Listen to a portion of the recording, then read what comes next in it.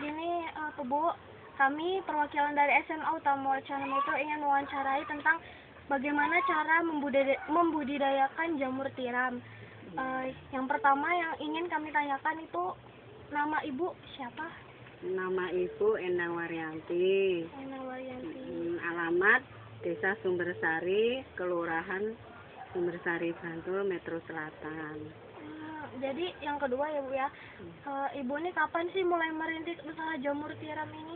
Ibu merintis jamur tiram ini insya Allah sudah berkisar 3 tahun.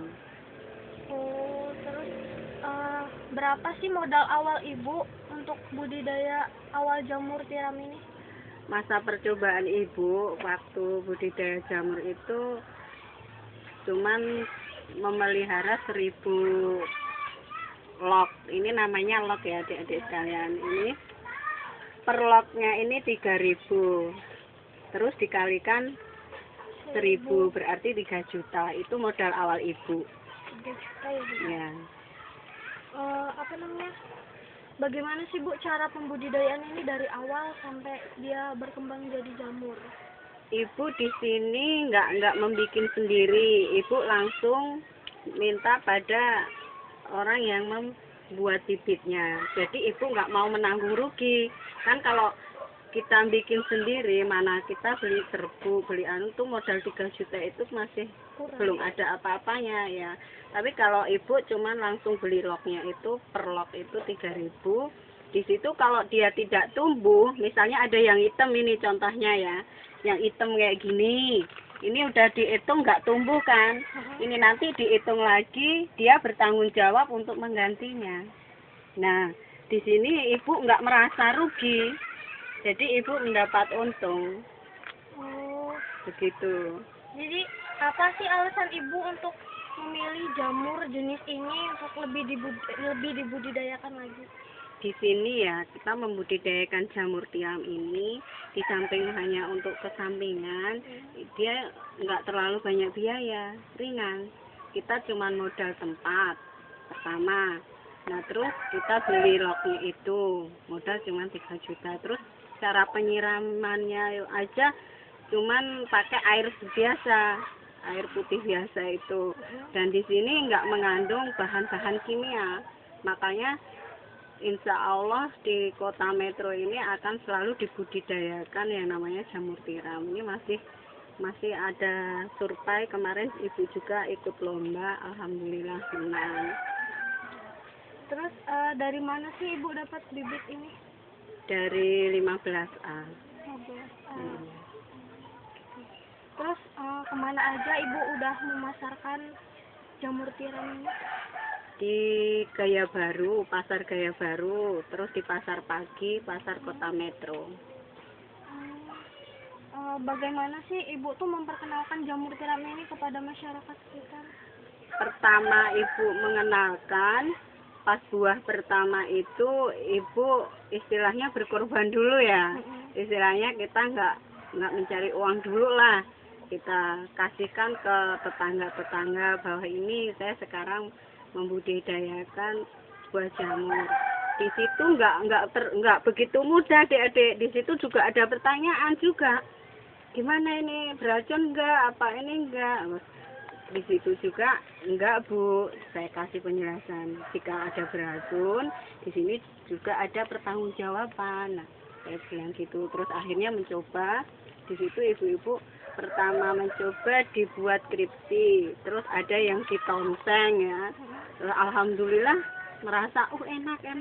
Nah akhirnya dari tetangga itulah ibu memelihara 1000 itu. Dari tetangga tiap pagi itu udah minta sekian, setengah kilo, ada yang 1 kilo, terus misalnya dibawa ke pasar. Dari situ akhirnya terkenal ibu, ini jamur di sana, tempat di Endang sana. Jadi tiap sore itu mereka langsung ke tempat ibu, terus pesan, sebab jamur tiram itu kalau ngambilnya itu cuman di pagi hari aja. Terus harga per kilonya itu ibu patok berapa? Rp12.000 per kilonya. Iya. Oh, terus apa sih keunggulan dari jamur ini kalau dibandingin sama jamur-jamur yang lainnya?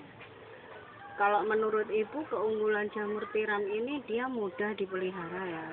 Terus cara pengonsumsinya juga mudah, cepet gitu proses pemasakannya, nggak terlalu lama. Terus dia juga menjadi pengganti ikan laut, ikan ayam. Dia juga mengandung kondisi proteinnya sama dengan ikan-ikan itu. Misalnya orang yang kena darah tinggi, apa-apa, diabetes, apa-apa kan harus mengurangi konsumsi makanan ikan-ikan. Nah di situ kalau dia mau bagus mengonsumsi jamur tiram ini, insya Allah sembuh. Terus apa sih kendala ibu selama usaha jamur tiram ini? Ya kendalanya cuman ini, kalau seandainya nggak ada yang nggak jadi kayak gini, cuman kendalanya tenaga sih. Kalau biaya kan nggak mungkin karena diganti. Itu aja, cuman tenaganya aja. Terus berapa banyak jamur yang bisa ibu hasilin selama panen gitu, sama masa panen?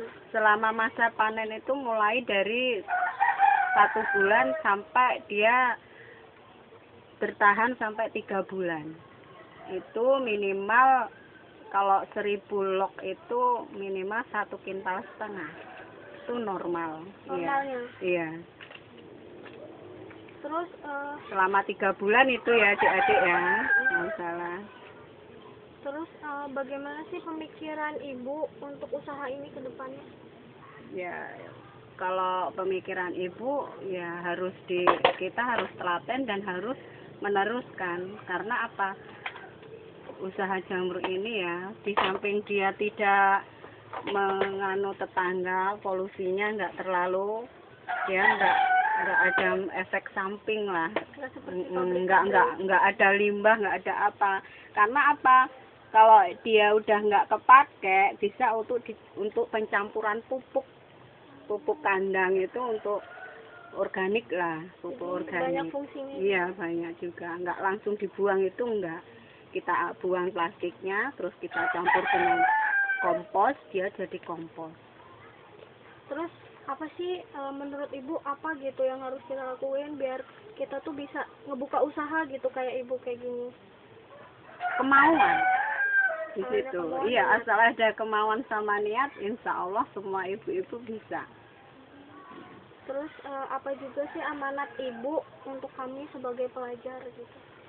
Ya kalau saya pesan sama adik-adik pelajar ya, dari pengalaman ini mudah-mudahan tahulah sedikit-sedikit tentang jamur tiram itu. Nggak cuma tahu, oh iya kita makan jamur tiram enak ya, langsung taunya cuma langsung makan ya. Karena kita sudah sosialisasi seperti ini, maka adik-adik bisa mempraktekkan.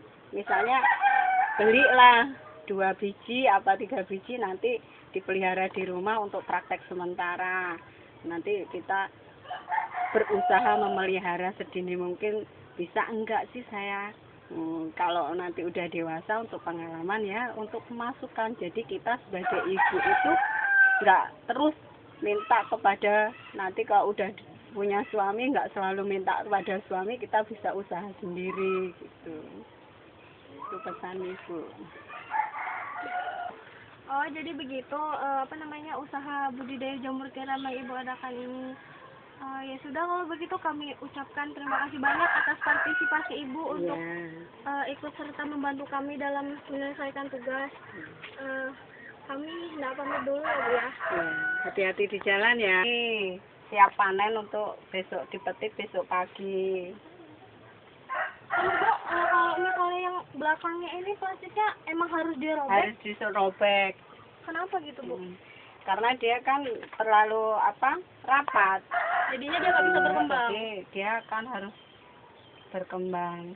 Kalau pertumbuhan di belakang sama depan ini beda adik-adik. Kalau di depan ini bisa tangkainya bisa panjang, terus buahnya juga bisa seperti ini. Contohnya gede ya. Kalau di pantat kita lihat di samping bentuknya, dia tangkainya nggak bisa panjang. Ini udah mau habis. Insya Allah ini ibu udah panen 2,5 bulan. sama anu